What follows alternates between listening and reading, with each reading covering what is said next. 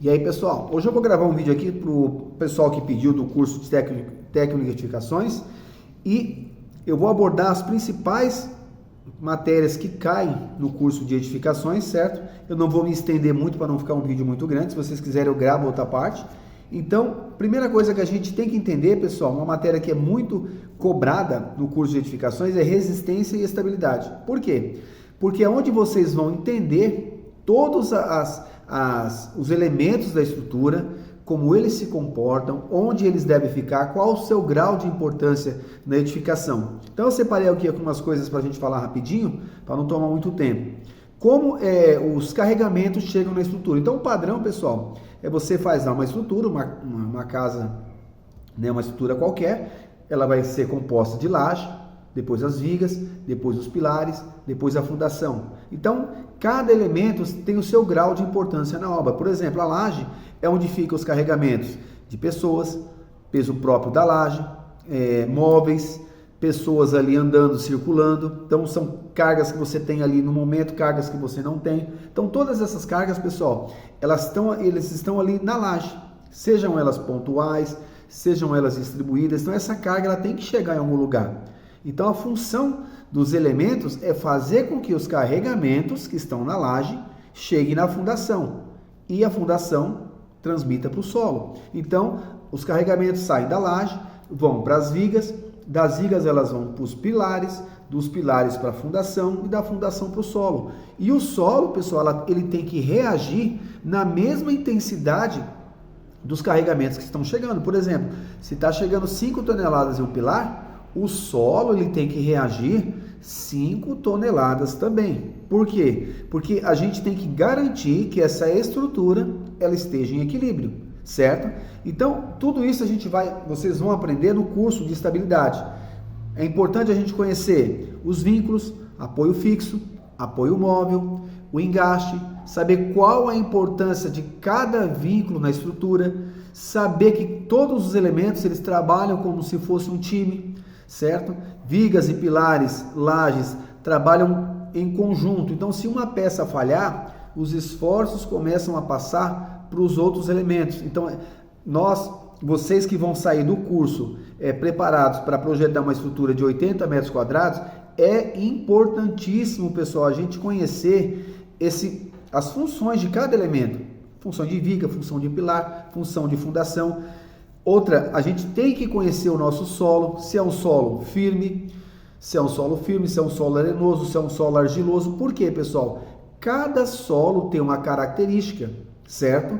E cada fundação, ele se adapta melhor a um certo tipo de solo. Então, eu preciso que eu tenha um solo de boa resistência, senão eu não consigo assentar uma sapata, eu não consigo fazer uma fundação rasa.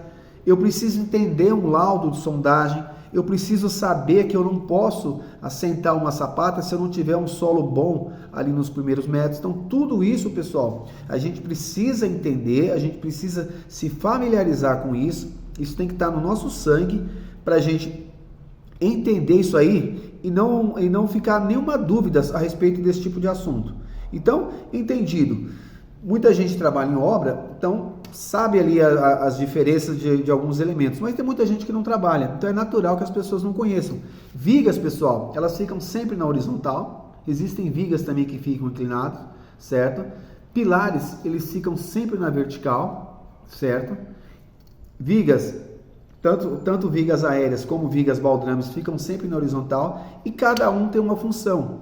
A viga aérea tem uma função, os baldrames têm outra função. Então, se a gente souber qual é a função de cada elemento, a gente vai entender que eles trabalham mediante a carregamentos distintos, então eles vão ter deformações distintas. Por que, pessoal, deformações? Porque toda peça, por mais rígida que ela seja, ela se deforma. Ela se deforma porque toda tensão aplicada no material gera uma deformação. Ou seja, o que é uma deformação? A gente precisa entender o que é uma deformação, o que é uma flecha. Então, tudo isso a gente vai ver aí no curso. Então, a gente precisa saber os tipos de fundação. Fundação rasa, sapatas, radiers. Fundação profunda são estacas. né, ali em cima de um bloco. Então essas fundações trabalham de maneiras diferentes. Por exemplo, a sapata, ela trabalha com a resistência ali na base. Então, aplicado um carregamento e toda a base ela tem que reagir a esse carregamento. A estaca, por ele ser um elemento de fundação profunda, então ele tem a resistência de ponta e o atrito lateral. Por quê? Essa lateral aqui da nossa estaca, ela vai ser composta de terra. Então, por ela passar por várias camadas de terra, várias camadas de solo, solos que apresentam resistências diferentes, certo? E a gente precisa saber disso para poder, né, estar dimensionando aí as nossas fundações. Então, saber como cada fundação trabalha é importante. Então, eu tenho um solo firme, eu posso colocar uma sapata. Eu tenho um solo que não tem muita resistência, né? Isso, lógico, a grosso modo falando, a gente pode usar uma fundação profunda. Outra coisa que a gente precisa saber também, pessoal, interpretar um laudo de sondagem é muito importante. Agora, outra coisa, uma coisa que é muito comentada no curso, é saber dosar um concreto. Por quê? Porque não é porque você fez a vida toda, a gente sempre escuta, sempre fiz assim e sempre deu certo. Não é porque você fez a vida toda daquela maneira que aquilo está certo? Não é jogando carrinhos de areia, carrinhos de pedra, cimento e fazendo concreto na mangueirada que a gente vai conseguir um concreto de boa resistência.